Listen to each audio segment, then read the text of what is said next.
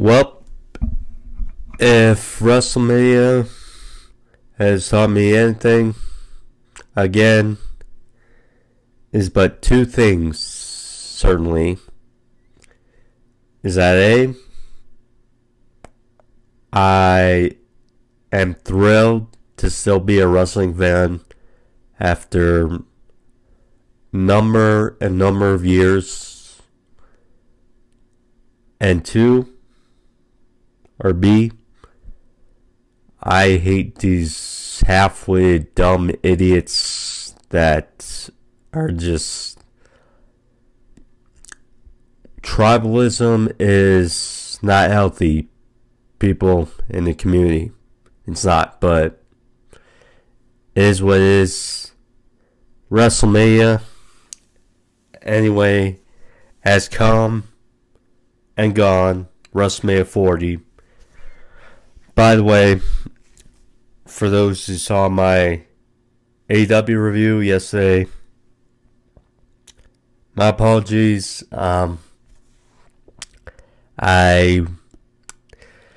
These last few days have not been great feeling. I do obviously sound better and seem better than I did yesterday. And we'll see. I'm leaning to be back to my normal festivities tomorrow, but don't want to get my hopes up. Some weird things can obviously happen, but as far as WrestleMania, we're here to talk about WrestleMania. And for this part, first of all, night one, we'll talk about. I did see WrestleMania night 2, and we'll leave that for that portion as I'm here to talk about both. But yeah, so last year, WrestleMania 39, I think there's the growing consensus that night 1 was really, really good, and night 2 kind of felt flat. This year, aside from Sami versus Gunther and The Rock and Roman versus Seth and Cody, night 1 felt not as key. Not as key, and that's probably why I think the opening of night 2 for WrestleMania was very, very key. And obviously we'll get into it, but anyway, but yeah, night 1, we did see some significance, but it certainly in a weird way felt not great. I mean, we did see Jade Cargill, her debut on the grand stage. We did see,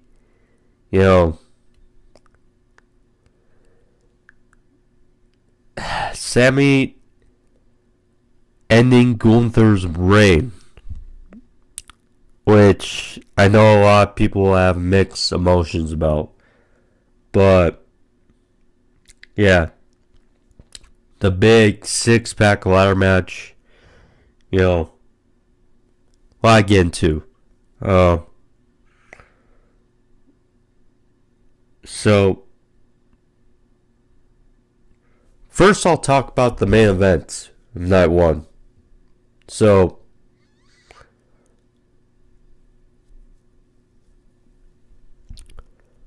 The Rock and Roman versus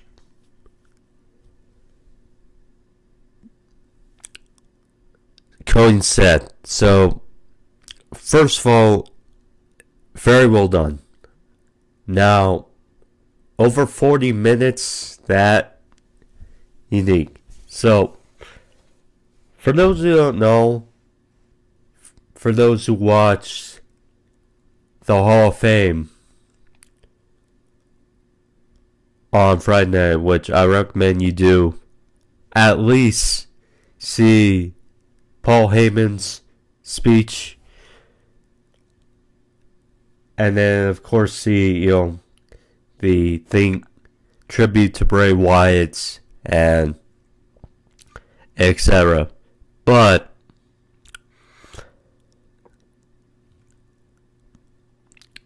so The Rock was gifted a People's Championship, and that was part of his entrance, which, very good entrance. The Rock handled himself really well. His first full-length match in over a decade. Now, obviously, tag team match had some obviously great dance partners and opponents with Seth and Cody. Certainly felt fresh. Roman.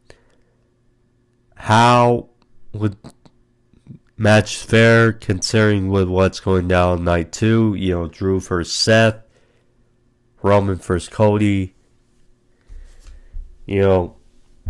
But Theory, I thought was a good match and the right outcome. Rock and Roman was the right outcome for those two guys to win. Because if Cody won on night 1 and then on night 2, it wouldn't have felt as special, I don't think.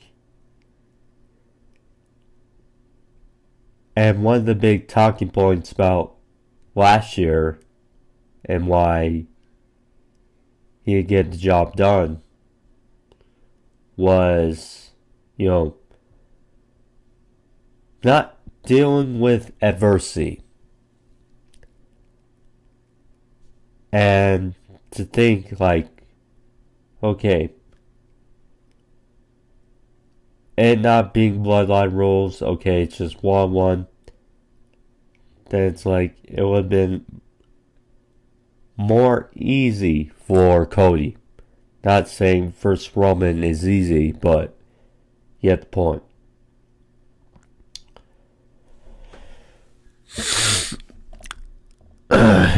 So there's that.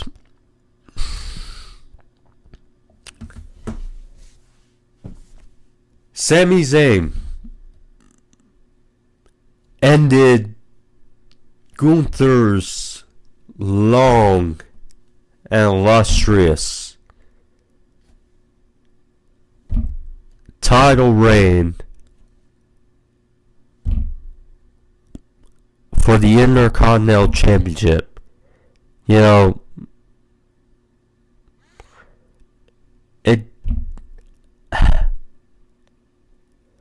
It felt so long, it felt so right in his hands. That's when you lose it, you're geez, it hits you. This guy, who's been great, the way his transformation from being Walter to Gunther, and putting up some of the best work of his career and some of the best matches. It's I reviewed WrestleMania last year when he had that great triple threat match with Sheamus and McIntyre and got the job done. And considering what he's done with that title, because the Intercontinental title has not really felt, certainly in recent years, the way it should have been, or the way it's been in the past. But Gunther and what he's done with that title, it's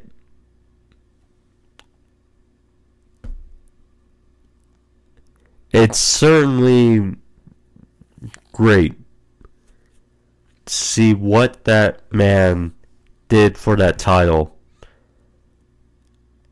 and just really shows you that he is ready to be a world champion.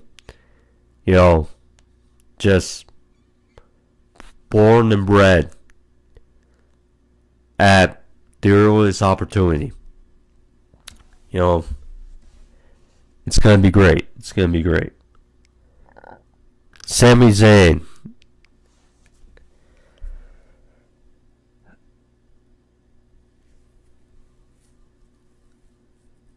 If you're religious, you're not going to be thrilled with me saying this, but unless you know how long that reign actually was, in quotes, Sami Zayn ended the 666-day reign of Gunther. Period. Now, was that coincidence?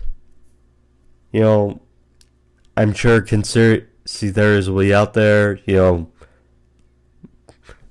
wanting Gunther, picturing that guy certainly in ways to be champion. You know, conspiracies will be out there, but nonetheless, you know, it's certainly different to think about. Anyway, what a reign for Gunther, what a reign. Now, people are conflicted, I can tell, because so Damian Priest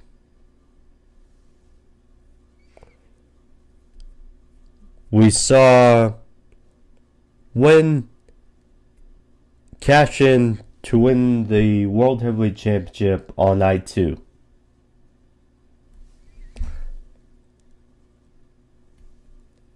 And well, I'll get into it. Anyways, so for night 1, and then the other thing is the tag team titles. For a long time, or for a while now, they've been together. There's been some calls for them to separate the titles, you know, on and on. It appears now that they're separated because, you know, I was kind of confused. I apologize if I've not been watching a lot. Maybe they said something, or I don't know. But they were on separate brackets or separate poles up above the ring, the Raw and the Smackdown. And Grayson Waller and Austin Theory won the Smackdown tag team titles, and R-Truth and The Miz won the Raw tag team titles. So there we go. But yeah. Anyways, guys, get out of the way and let's start with the review, shall we? So it's not gonna be full-fledged review. My apologies, but yeah, Night 1 had some good thrills, but you know, wasn't too great compared to night 2. So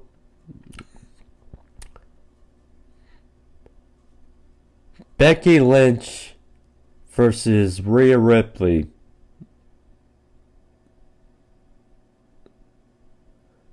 Open night 1. So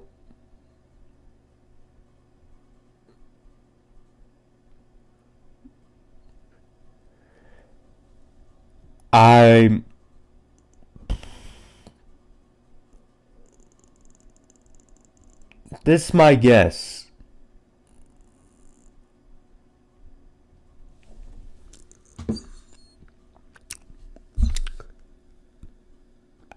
Either this match or Bayley versus EO was slated to.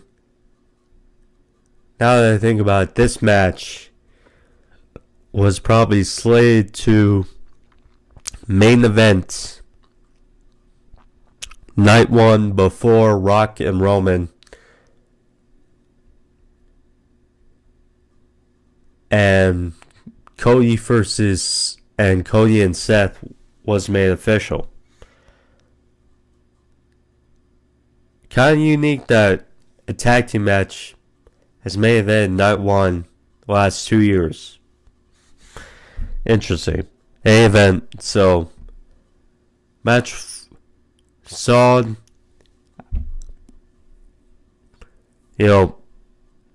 Back and forth, but big boot by Ripley, and Becky tried to get a man slam of her own, or a Riptide, but ultimately no avail. But in the end, so Rhea, right outcome. I think we can all feel that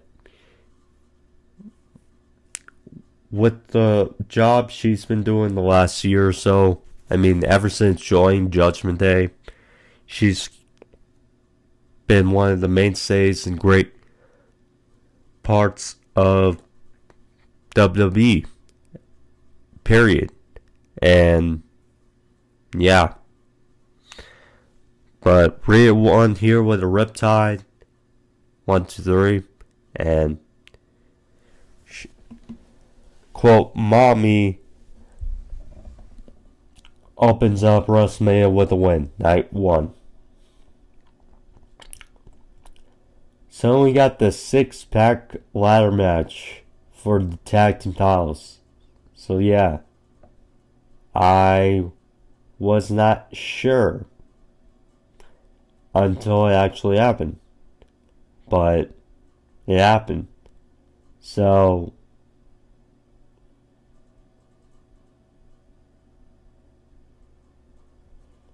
we saw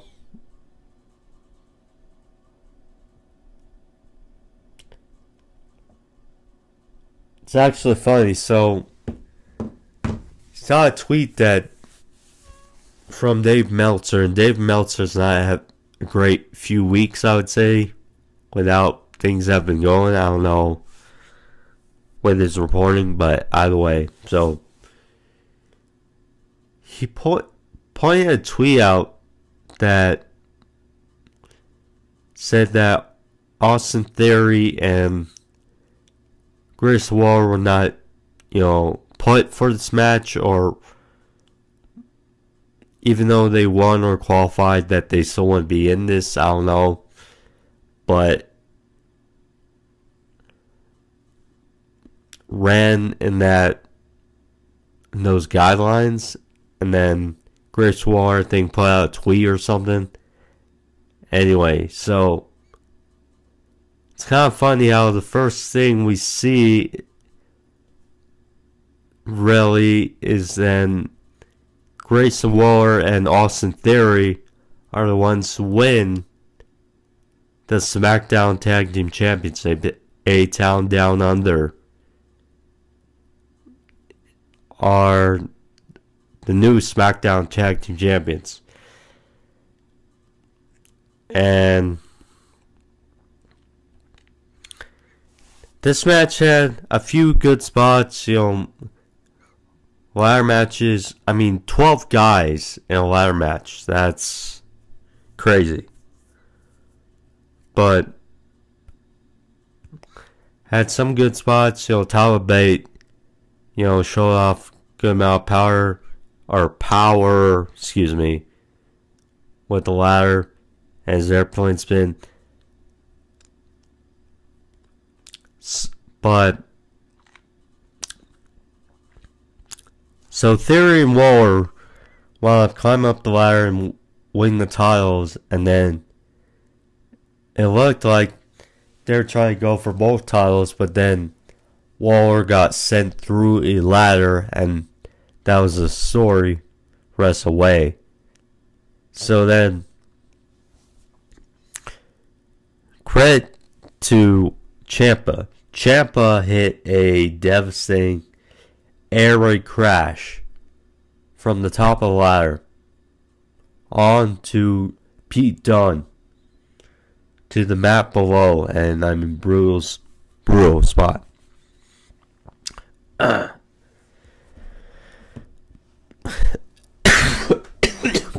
But in the end, excuse me, R-Truth was the one to climb up the ladder and ascend and grab both titles for he and the Miz, and the Awesome Truth win tag team gold.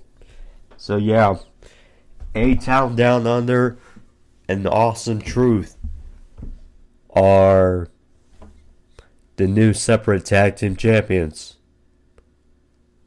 Cool stuff there. Interesting, because yeah, I love Austin Theory, as you guys know, and you know, Grayson Waller has grown more on me week by week, and two together are just very cool, or I'd say are a good act. And then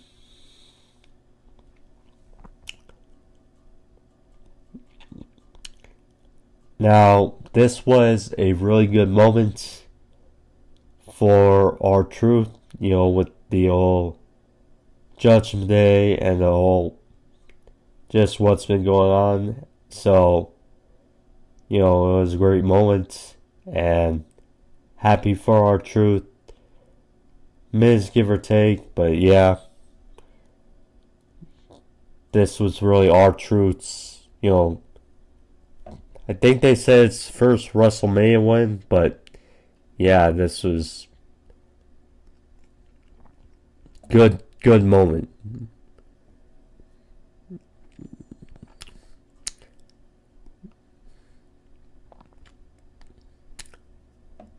Santos Escobar first and Dominik Mysterio. First Rey Mysterio.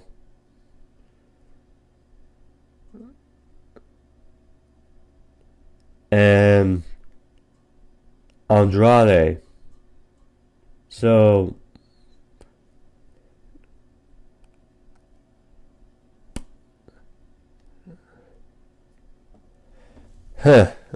so it wouldn't be WrestleMania without some theatrics, some over top stuff.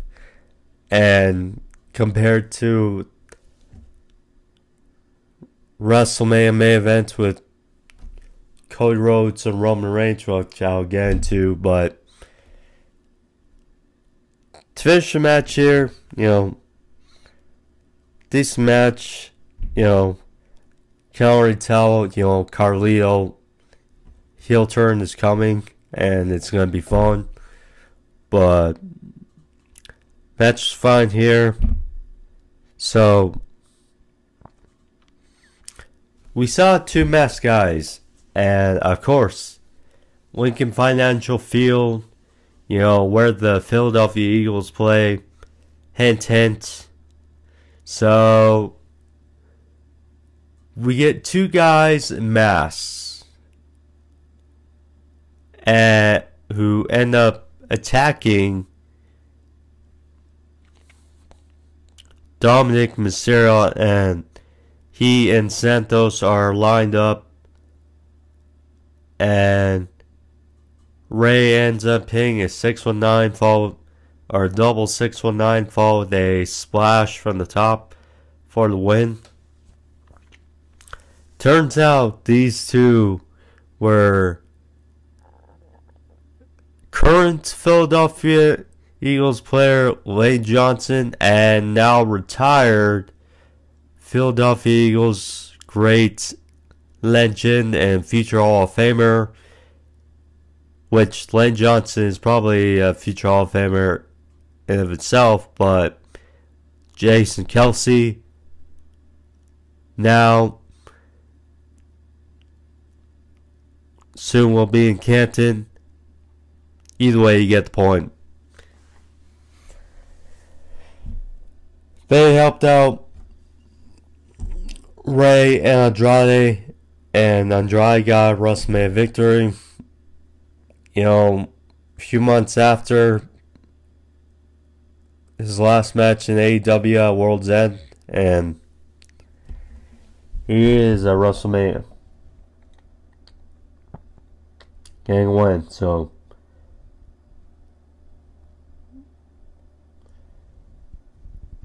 Jimmy Uso versus Jey Uso, brother versus brother. So yeah, this was the third, I believe, brother versus brother, real brothers versus brother matchup at WrestleMania.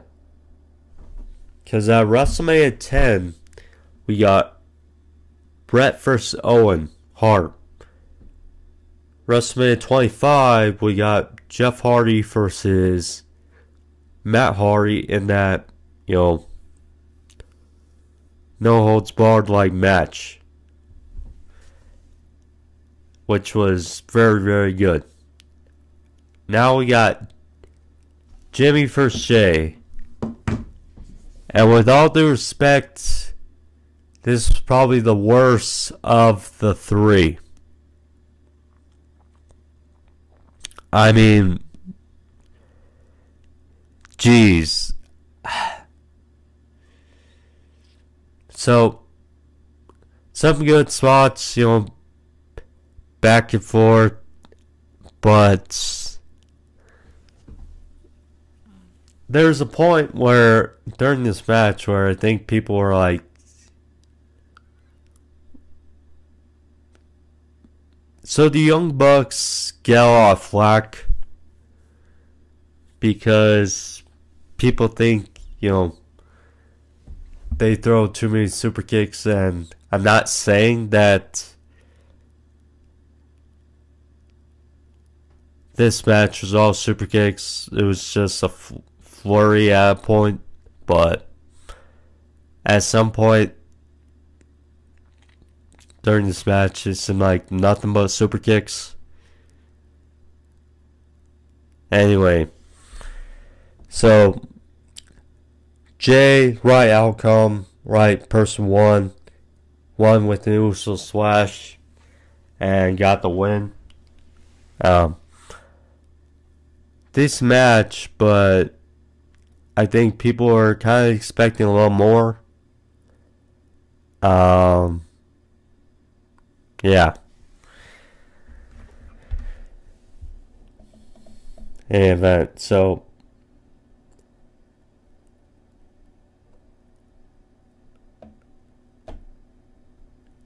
then we get Jade Cargill and Bianca Belair and Naomi for Damage Control.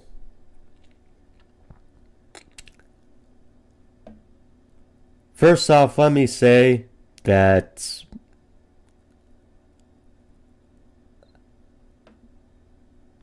I know that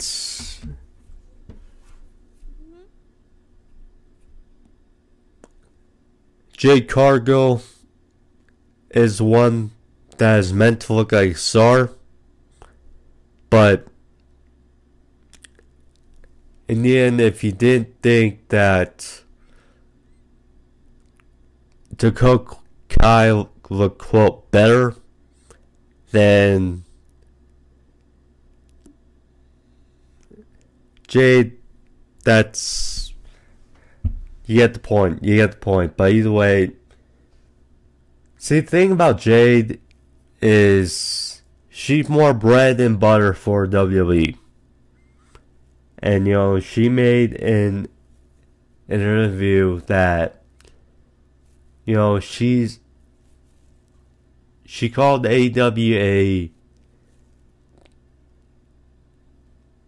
company that's still improving, and how she needs to be with a more established company.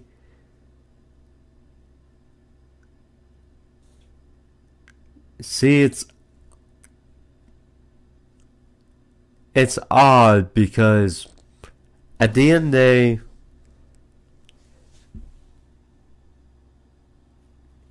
we can clearly see it at times, but WWE is more fit on the star power, and AEW is more about the wrestling.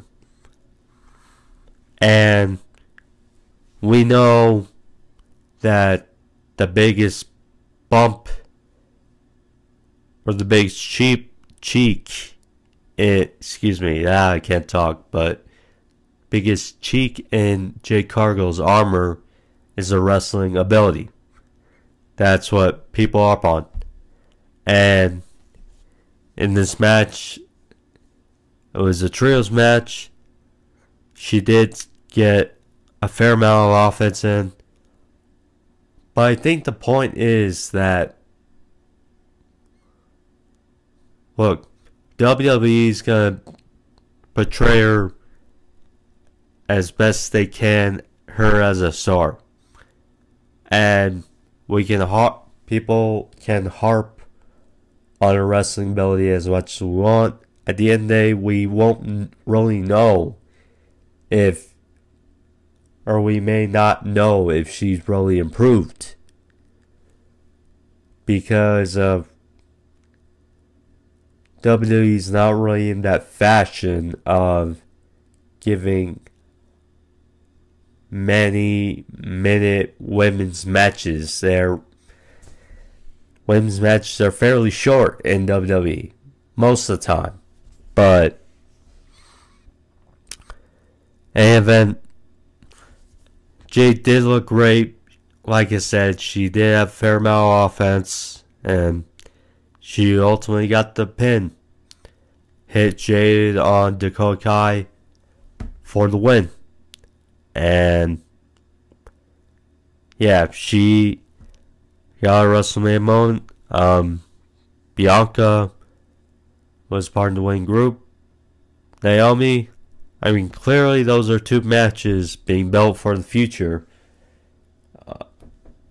Yeah, see how it goes.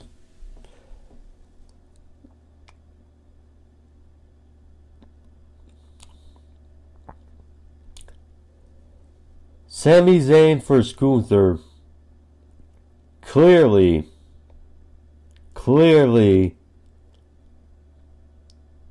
this is where it felt the crowd picked up. Clearly. I mean, like I mentioned, Gunther's reign of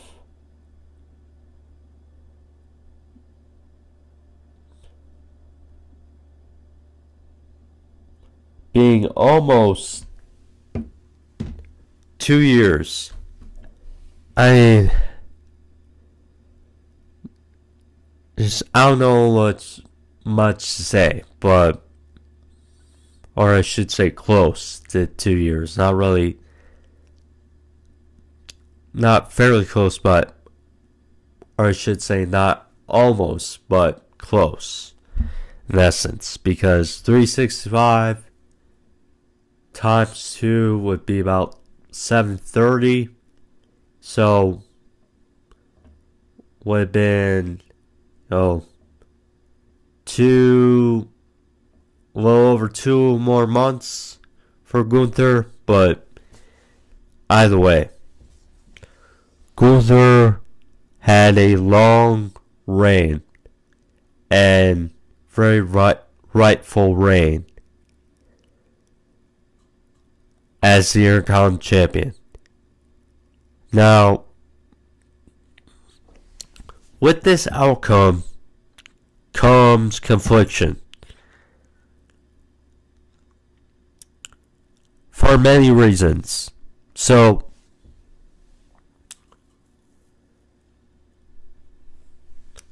first of all, when Sami Zayn beat Chad Gable in that gauntlet match for the right to face Gunther here at WrestleMania, there was a negative reaction. In the essence of Chad Gable, this is his moment, and also because we love Sami Zayn, the thing is,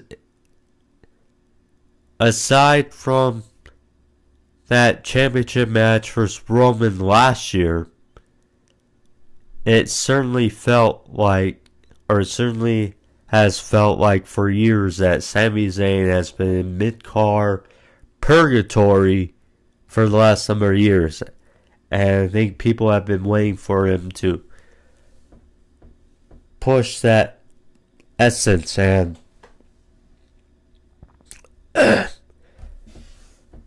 well,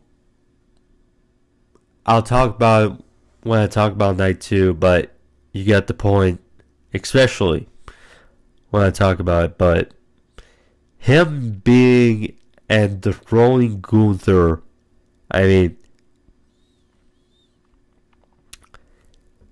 happy Sami gets the WrestleMania moments, and, you know, could not have picked a more over and genuine babyface to get it done over Gunther. So, I mean, happy for him. And was definitely a solid match. The ending was a bit off, but certainly very good. So, Gunther played great villain in this match. You know, I think Sami's wife was in the crowd. Gunther was kind of taunting her and kind of basically toying with Sami throughout the end of the match, but he kept letting him in the fight, back in the fight. And that ultimately what cost Gunther. Because, yeah, he managed to boot, and his famous powerbomb, same powerbomb which he won last year, and that triple threat, but was not enough to get the job here. And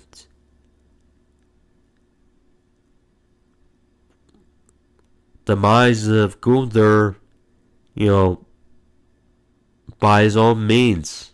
So Gunther went up for another top rope splash, but Sami got this surge of energy and wound up hitting Gunther with a big Helluva kick off the top rope, or on the top rope, and it looked like Sami was probably going for a twisting superplex or brainbuster, either way. So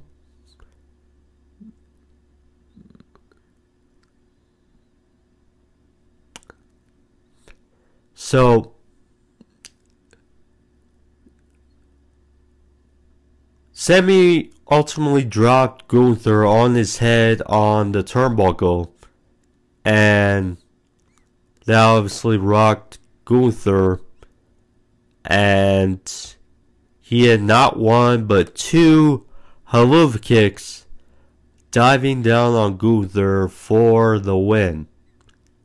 And there you go. There you go.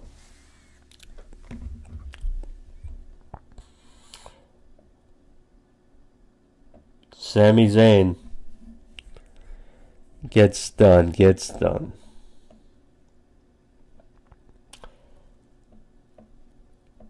Then main event to night 1.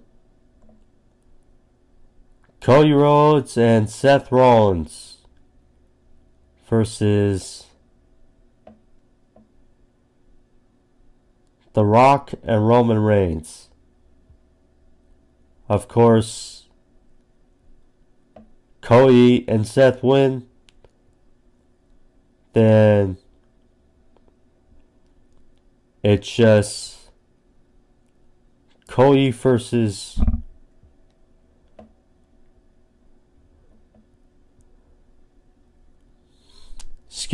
So Cody and Seth win, and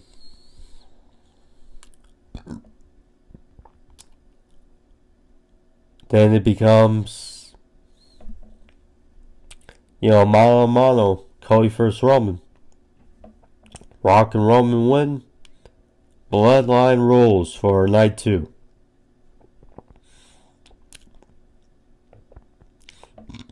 So there were reports, and I'm not surprised with how their entrances and stuff. I'm not surprised with how long the match actually took. So yeah, over 40 minutes. But in essence, it was a fun match. Very fun match. I mean, seeing The Rock in there with Seth and Cody, two of the best of today, and handling his own after over a decade without a full-length match, did his job for this match. And of course the thing was, how much were Cody and Roman gonna do in essence night 2? But match certainly delivered. Oohs and ahs, they're fighting on the outside. There was a drink cart of Prime. Seth spat Prime in The Rock and the crowd's face at one point unintentionally. That was funny. The Rock, because he's now head of TKO, so they were on the outside, fighting on the outside for a long period of time, and The Rock told the ref, "Don't count. If you count, you're fired." So then all of a sudden he stopped counting. So, yeah. Rock abusing power. I mean, at one point he was using his belt as well. Special belt. Yeah. Theatrics used by The Rock, but it certainly made well for this match. And double team by Cody and Seth. I mean, well put together match. So,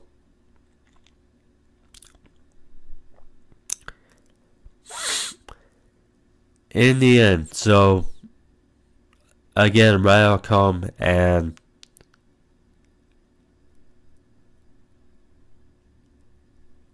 realistically, it made sense because the visuals on those on ringside just made night 2 sweeter. So,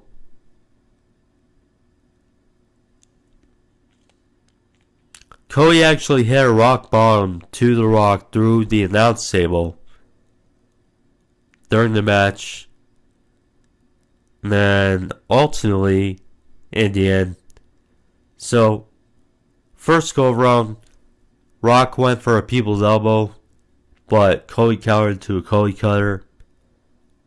But finish the match would not be denied, as The Rock hit a rock bottom, followed with a people's elbow, 1, 2, 3, and The Rock and Roman get the win. Signifies bloodline rules for night 2. But it was a fun match. I mean, Rollins got something. Yeah, I was very intrigued to see how Rollins and The Rock would fair share, and certainly went well. Yeah, good stuff. So, yep. Alright, so now we can get into it. Now we can talk about WrestleMania Night 2. Night 2.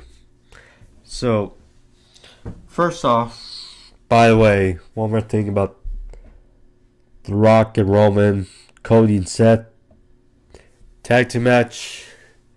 That near fall after Seth saves Cody from getting speared by Roman, and then Roman spearing The Rock in that hilarious visual, and Cody and Seth taking both pedigrees, getting a near fall. That great near fall. But now on to night 2. Night 2. So, first off, I want to mention, because she is an unsung hero, certainly, of WrestleMania this year, and that is Samantha Irvin. The ring announcer. Now, I'll always have a soft spot for Howard Finkel and, Tony Chimo, Lillian Garcia. Those were my favorite 3 announcers.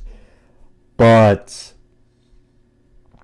with how Samantha Irvin really has gotten better and better, and to the point now where she's the number 1 announcer for WWE, love her or hate her, she's very good.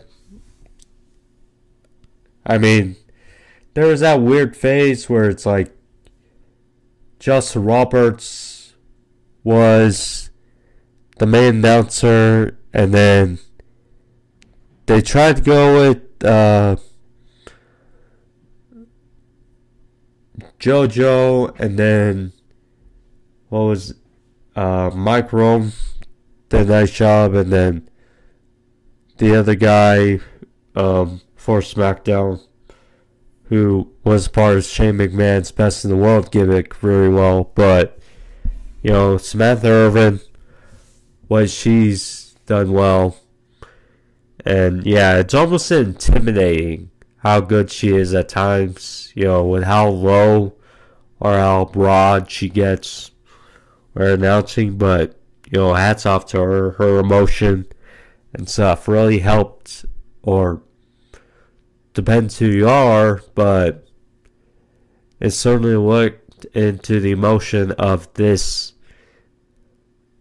WrestleMania. So, WrestleMania Night 2 started off with the World Heavyweight Championship match between Drew McIntyre and Seth Rollins. Both got customizable entrances,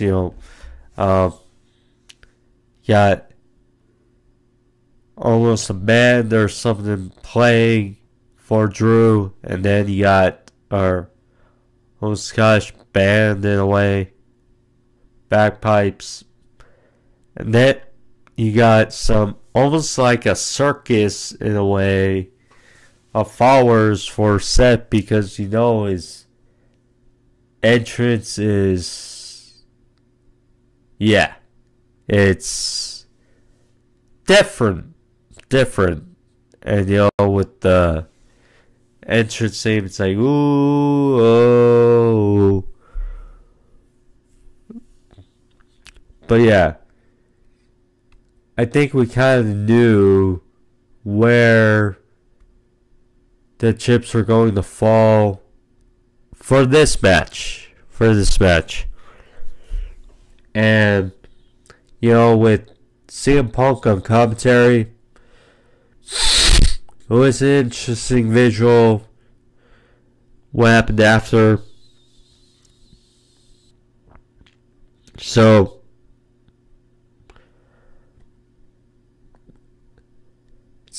Drew, we know part of the reason why his stock has been so much better throughout CM Punk's injury, and in effect, WrestleMania changing plans,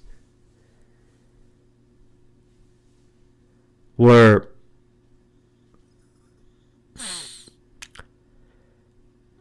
Drew McIntyre, you know, he's put out tweets, he's put out promos, he's put out so on and so forth on social media. It's been hilarious. It's been fun. And he actually tweeted mid-match, "Bored at work. LOL."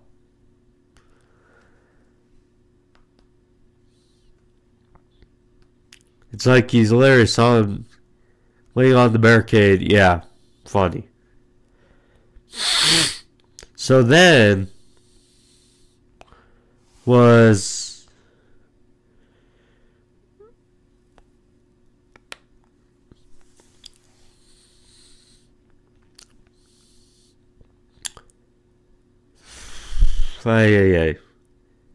So finish match came where McIntyre hit numerous Claymore kicks to the point where Seth was egging him on for Drew to do one more, and pinned Seth 1, 2, 3. Drew McIntyre is the new World Heavyweight Champion, and in essence, Michael Cole said best. You know, McIntyre, we know, 4 years ago, McIntyre won the Royal Rumble. It was a great moment, you know, on and so forth, and great moment, but WrestleMania was supposed to be the so on and so forth, the culmination of, you know, so many years, and for him to get that first world title victory. And we know, of course, against Brock Lesnar, it did happen, but what took away from the moment, no fans were in attendance. And, you know, second title reign, he would go on the feud with Randy Orton, and he would have 2 title reigns, but none from fans. This was his first world title victory for WWE in front of fans. And then, lo and behold, yes, it was a great moment. And what Seth said afterwards, I mean, point blank, he said, "You effing deserve it. You effing deserve it." And Drew got emotional, so on and so forth. Drew talked about his family who were in the crowd, and then demise ultimately came. So CM Punk, who was on commentary, kind of felt like it had to be for a reason, extra reason, So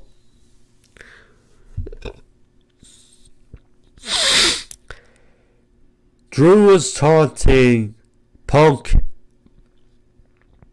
on commentary. He said some words, held the towel in his face, and so on and so forth. And then he was on the announce table, and right as he turns away, CM Punk pulls his legs out from under him, attacks him, and it grabs the brace that, the brace that, is protecting his injured tricep. He attacks Drew with it. Then all of a sudden the beam is real. As all of a sudden we hear Judgment Day's theme.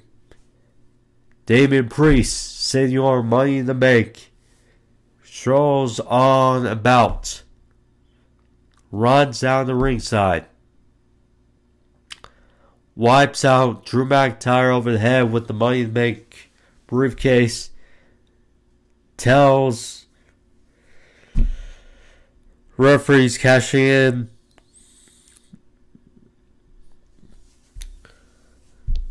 the Money in the Bank contract. Samantha voice basically almost cracks, whichever you want to say, and Damian Priest, south from the heavens, chokes him 1, 2, 3, and Drew McIntyre's newly won world title about as done as it started. As the Archer of Infamy, one of the heads of the Judgment Day, Damian Priest, after almost 300 days of holding on to the briefcase, now can call himself world champion on the grandest stage of all. The second time it's happened at WrestleMania. It's funny because, for the longest time, Money in the Bank, now, people are curious as to, could it happen at WrestleMania? Now, when it started was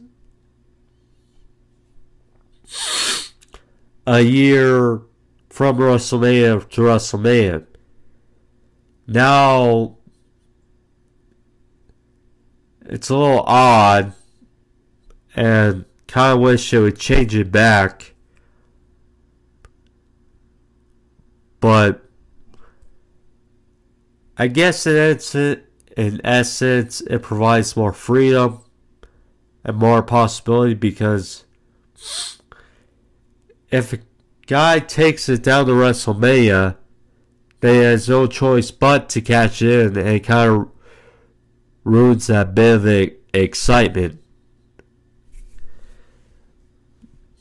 So, there you go. But, this is the second time the Money in the Bank contract has cashed in at WrestleMania. Seth did it almost a decade ago at WrestleMania 31. And we're here, WrestleMania 40. Damian Priest cashed in to win the World Heavyweight Championship over Drew McIntyre. So, great stuff. Great moment for Priest. Like I said, those conflicted about Sami Zayn beating Gunther, ending his streak I think part of those people that were conflicted and seeing Sami, go for this run, which, him being Gunther, I think many of those people were kind of hoping or favoring he'd rather be in Damien Priest's situation. Because like I mentioned before, Sami Zayn has felt like he's been mid-card purgatory for years now. Years. And people are kind of waiting for him to take that next step. But either way, great moment for Priest. Like I mentioned, the emotion of Samantha was fun. So, I mean, build up plenty. So, keep building up Drew versus Punk. Priest, new champion. This add element for Seth when he comes back. And yeah, fairly interesting. So, I'll talk about Roman Reigns in his run when I get to the main events. But I mean, yeah, that main event was so taxing. I don't know what to say, but I'll get to it when I do. Bayley versus Io Sky for the Women's Championship on Friday nights. I tell you, that was some entrance for Bayley.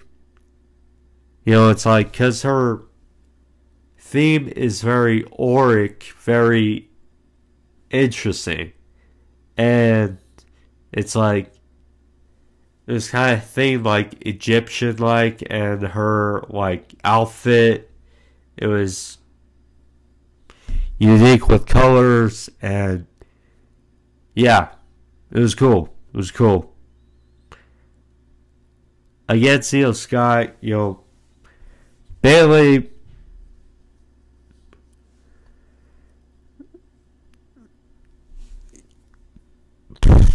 seeing her in WWE for about a decade, and just see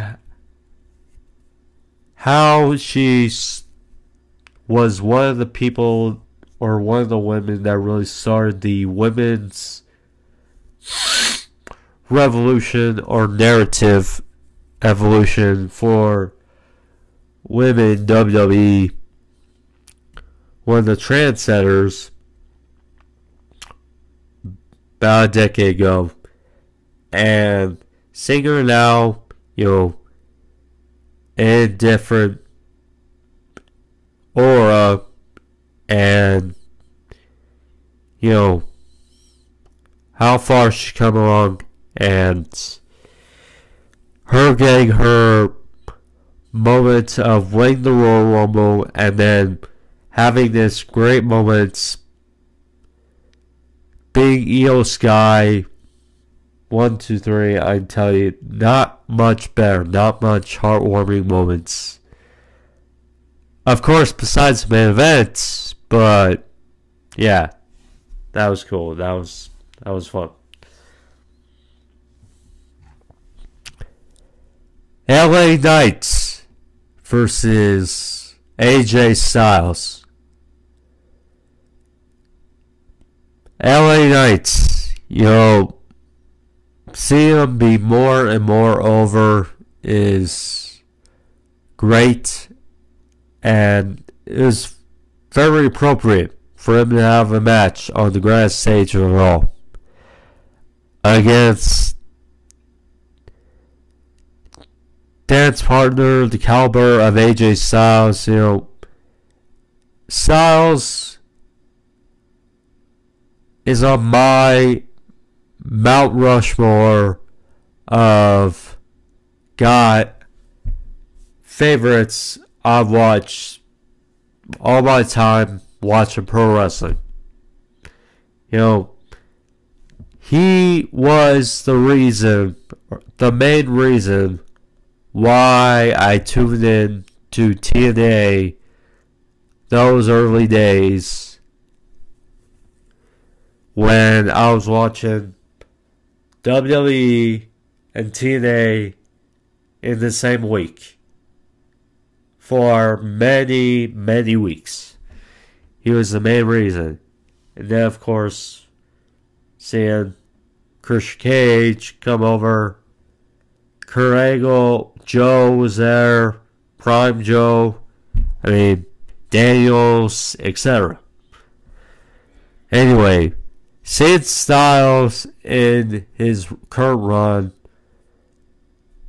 I'll get to my opinion on the new theme in a sec. But, you know, seeing Styles in his new frame of mind, and first of all, it's crazy how jacked he's gotten. It's just crazy.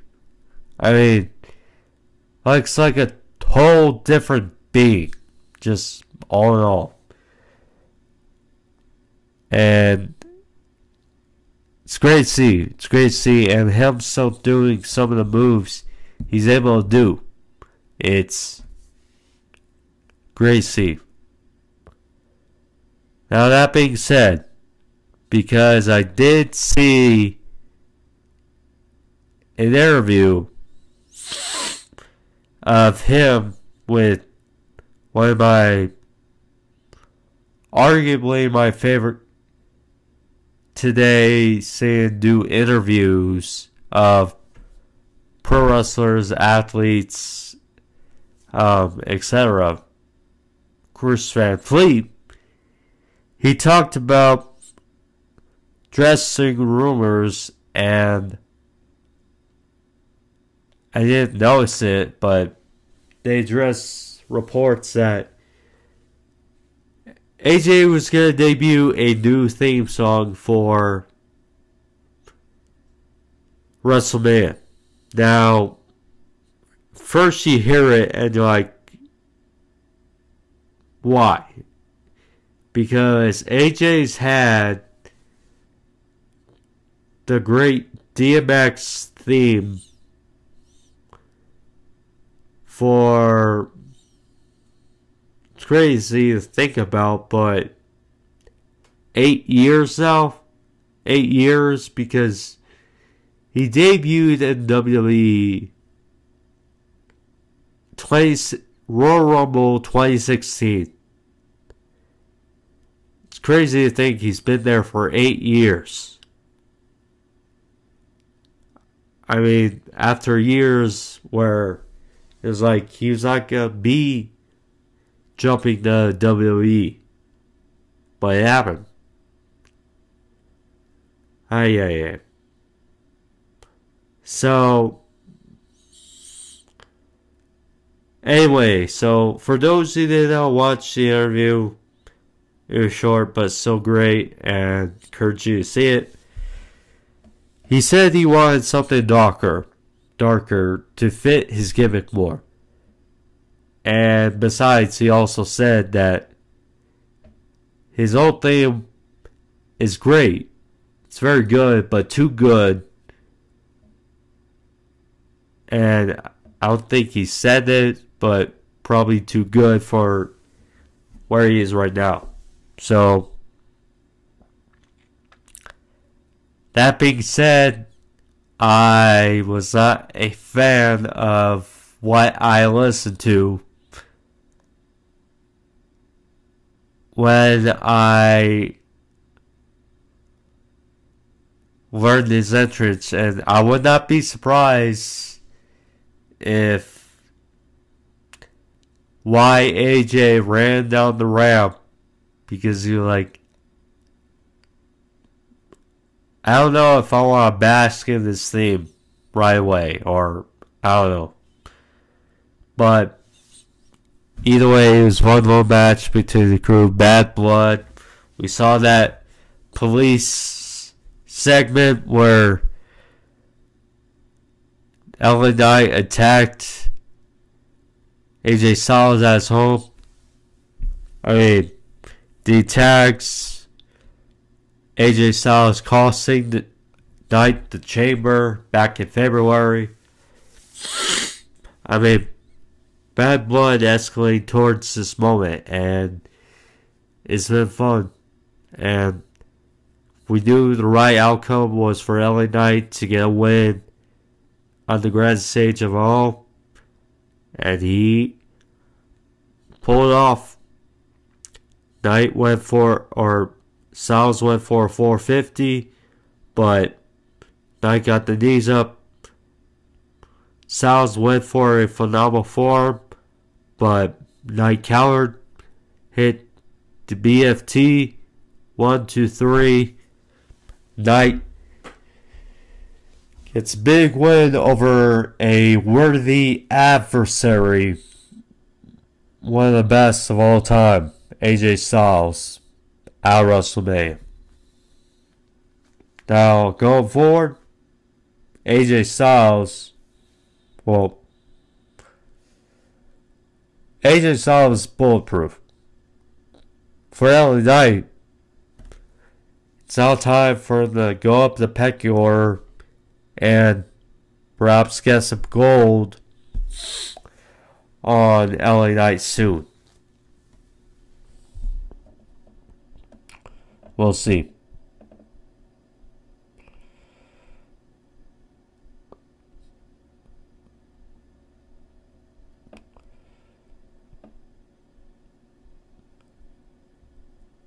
Speaking of gold that LA Knight could take, we had a very good triple threat match as well for the United States Championship. Logan Paul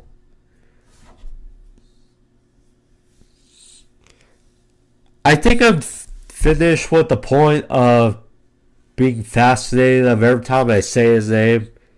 And Logan Paul just doing a good job again wrestling in a solid match. I mean, it's just, yeah, but Logan Paul versus Randy Orton versus Kevin Owens, triple threat for the United States Championship. This is good, very quite good between the three. We know how good Kevin Owens and Logan work together, and Randy just adding it, you know, with being pissed about getting cost to the chamber for Drew because of Logan. Very solid match, you know. Owens survived one RKO, but he could not survive two, plus a... I tell you, this was a acrobatic, like, height frog splash by Logan Paul. So, finish the match. So, Owens looked like he was about to get a finish. Now,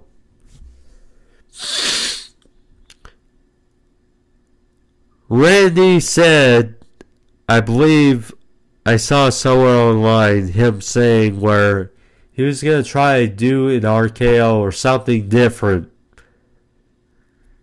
that he hasn't quite done. So,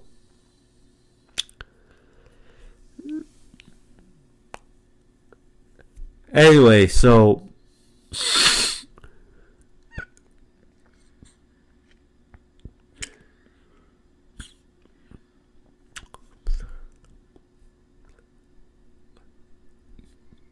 Owens was going for the finish, went for a pop-up powerbomb on Orton, but Orton in midair caught Owens with an RKO on his way down, and there was that.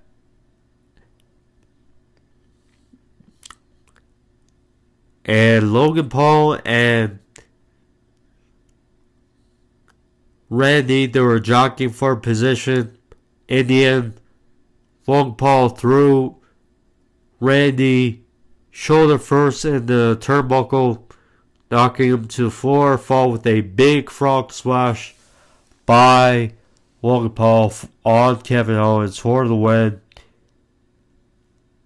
In a way, sweet revenge for Logan Paul because of getting knocked out at the Rumble by Kevin Owens, but in essence, win is a win. Logan Paul retains. LA Knight versus Logan Paul next. It's thought, but Logan Paul did a good job. I will mention Randy Orton. So 2 years ago, it was, or it might have been last year,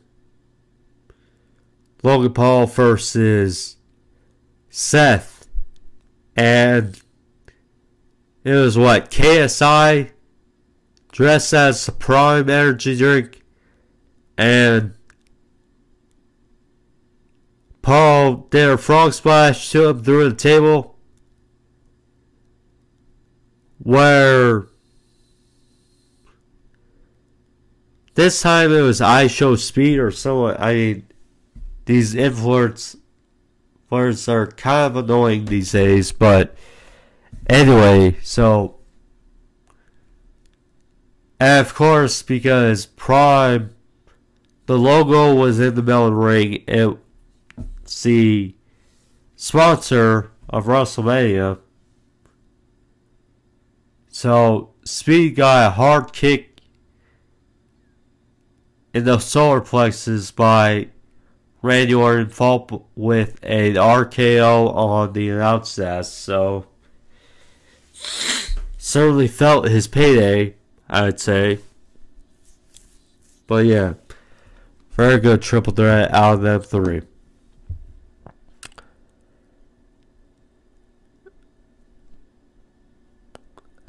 The Pride versus the Final Testament. Philly Street Fight. So, this match, I would not be surprised if it was just because, I don't know, Philly, Paul Heyman inducted in the Hall of Fame. I mean, this match didn't feel like you need to be on the card. I think we'd say, yeah. So, I won't say credit to toughness of people involved as it was. So it was Bobby Lashley and Street Profits BFAP versus Karen Cross, Authors of Pain, and Scarlett. There was one nice spot in this match. So, first off,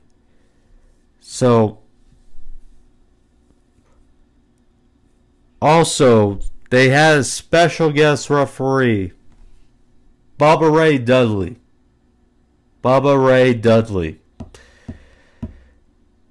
I mean, Philly, Paul Heyman, he was there for the Hall of Fame speech. Either way, so all the Spain they use candlesticks, but you knew tables get involved. The ladies actually did this one table saw where B-Fab, she took Scarlett off the ropes to the outside with a Russian leg sweep through a table on the outside. So, nice spot there. And then with Splash by Bobby Lashley and Street Profits, they got the win on Cross and won this Philly street fight. I hate seeing the Final Testament lose more and more. I mean, they are the AEW's version of House of Black. You just hate.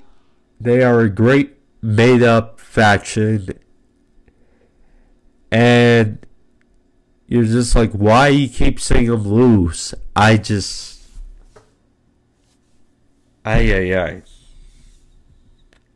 In any event, they got the win, and yeah, I guess good moment for the Philly crowd, but maybe this was a swerve, trying to swerve people a little bit, because Logan Paul, another heel champion, retains at WrestleMania. So you assume, I mean, we kind of already assumed, but Cody winning the main event. But then Philly street fight, good feel-good moment. I mean, it's like, is there a possibility that Roman retains? It's just one of those little things. I don't know. But trickles into it.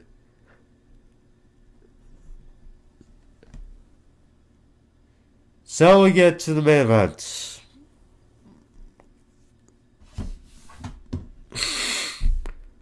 First off, I want to say this, because I think we all know. So, Roman Reigns, now that his reign is over, Roman Reigns, his long, lustrous reign. So, his recent reign, his, heel run, has made us all agree that his babyface run of 14 to 2017 or 2018 kind of felt like crap. And this heel run certainly changed our perspective and really allowed us to be more appreciative of Roman. Because look, at the end of the day, no one could say he couldn't work. It's just the way he was booked, the way he was acting, the way he was presented, was, the next coming of John Cena, the next, in a way, this whole good guy, Samoan, rising up the ranks, this, babyface that is going to be the next face. And then people saw to it and weren't as appreciative with it. I mean, it's like, could tell when Roman won the Royal Rumble in 2015, and he even documented it, they booed the crap out of him in that building when he won the Royal Rumble. And The Rock was there to help him. And that didn't really help that much.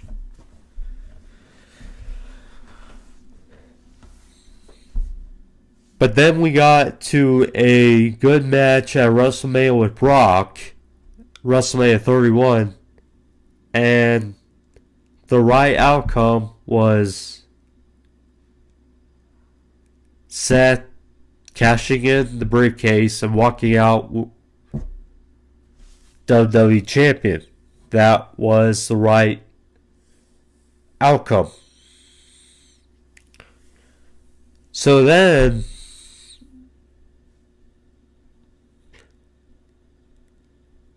you go to WrestleMania 32.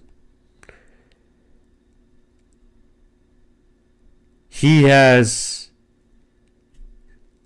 moments of, he beats Triple H to win the WWE title, but I can attest this too. It felt so flat. It felt so flat. It just did not feel good. Next year, WrestleMania 33, Roman Reigns, The Undertaker main event.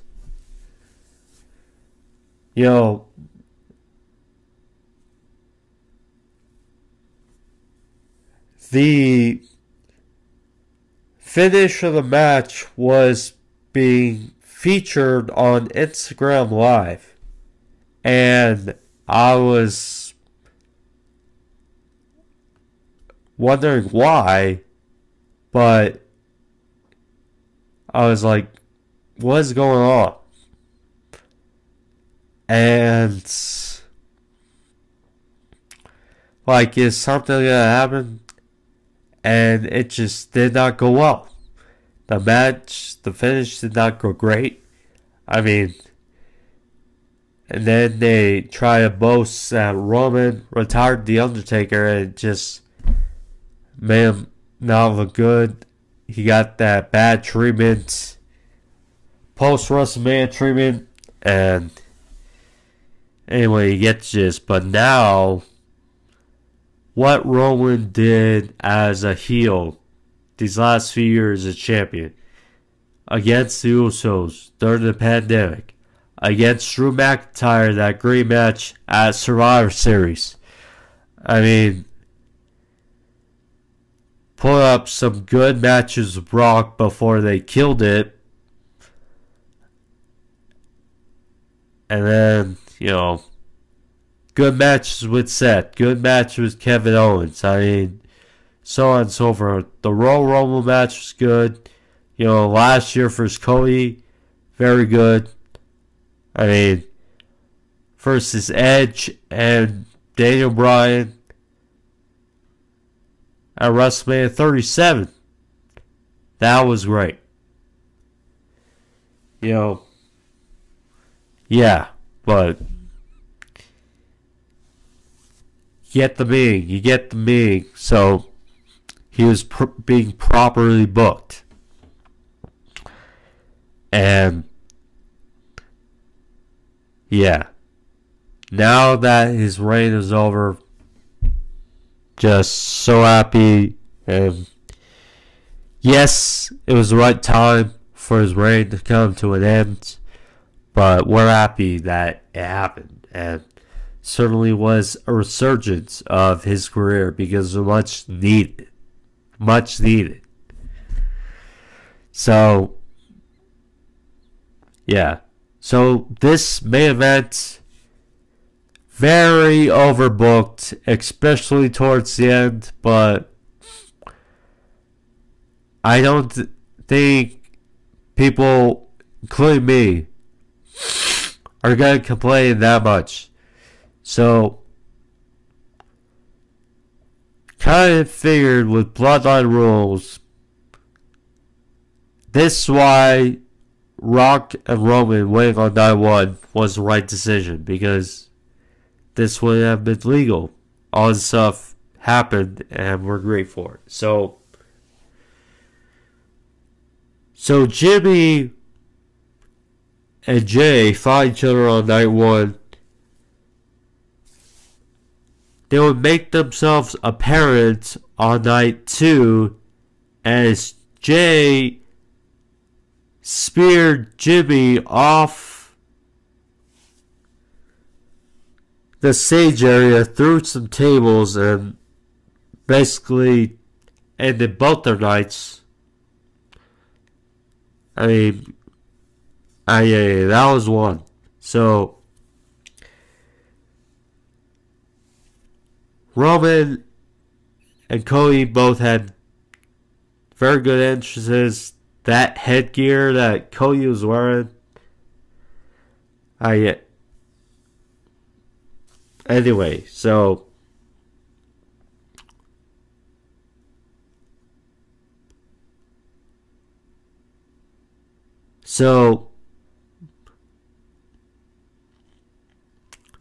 Roman got the spear on Cody, but Cody kicked out, and so Heyman was calling for reinforcements. So Solo, because Jimmy was taken out, Solo came out for help. And reports were out, and so he kind of figured that John Cena would be making his way to help Cody because, he has history with the Bloodline and Roman. And Paul Heyman. So, Cena went out there and took care of Solo and gave him an attitude adjustment through a table, effectively ending Solo. Then all of a sudden we hear the final boss's music hit, and then it starts getting climactic in a way, because The Rock, Cena, over a decade ago, those two big matches at WrestleMania. So Rock trots out there, wins belt, and then tells Cena it's definitely weirder seeing them both in their different looks. Definitely now, but they had a very good moment in the ring, and it didn't last long, but so Cena took out Solo, so then by nature, Rock was gonna get the comeuppance. So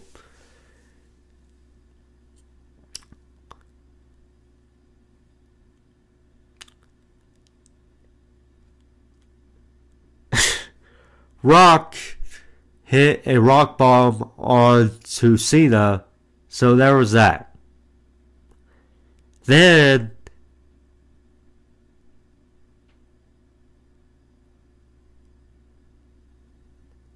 Rock gets the belt and looks like he's about to whip Cody. So then all of a sudden we hear a familiar tone, and hence Sierra Hotel India Echo Lima Delta Shield. Then we hear the Shield theme music hits. And Seth said that he was going to be Cody's Shield for this match versus Roman. And Rock was looking all over the place, looking for where's Seth? Where's, reinforcements? I'm sure a lot of people were wondering would we see Dean Ambrose for a sec, but that was not the case. So, but anyway, so looked like Seth was trying to fly in to blindside The Rock, but Roman caught Seth with a Superman punch. And then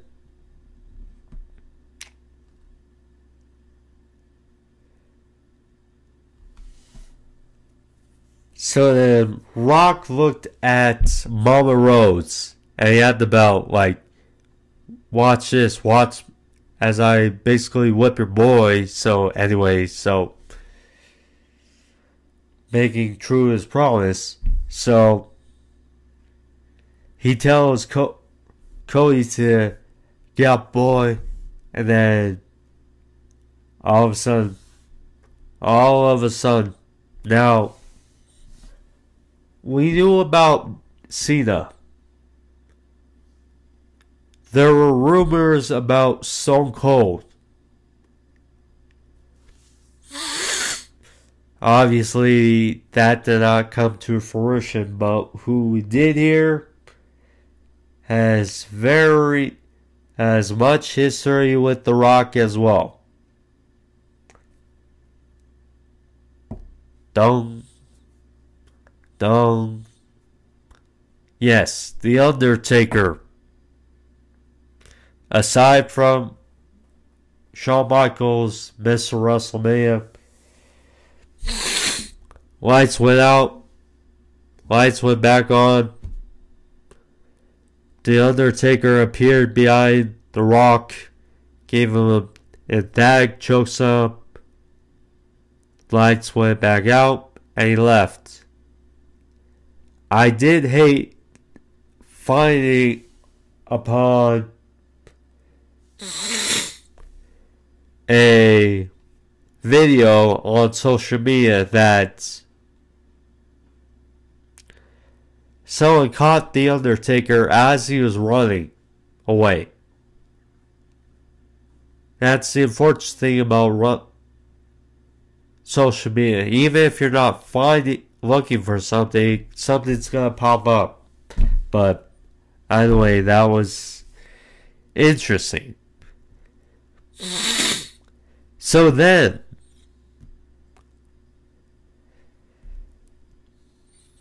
Roman has a chair, and after all that happened, so Roman has a chair, and Roman's in the middle, and both are getting back to their feet. Cody and Seth. So Roman has a conundrum. And of course, if you remember, a decade ago, when the Shield disbanded initially, it was Seth who backstabbed Roman with a chair shot to the back. And what we see here, instead of attacking Cody, Roman hit Seth in the back with a chair, and that was that. Allowed Cody enough time to recuperate, follow up. He hit not one, not two, but 3 crossroads. 1, 2, 3. Cody Rhodes.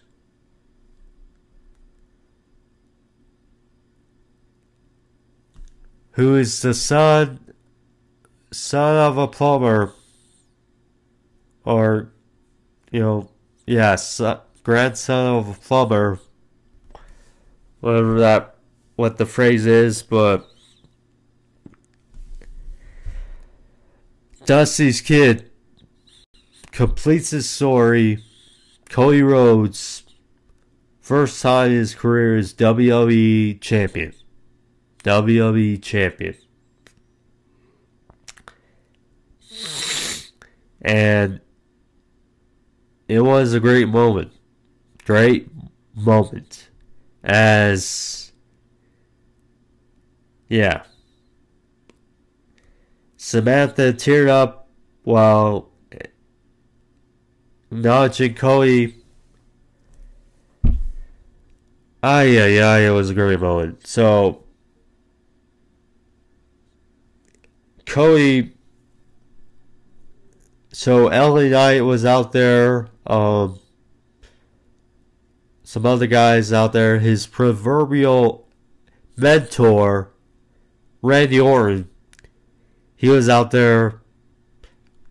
I believe Chad Gable and some other guys, they had him on his shoulders. I mean, great moment. Great moment.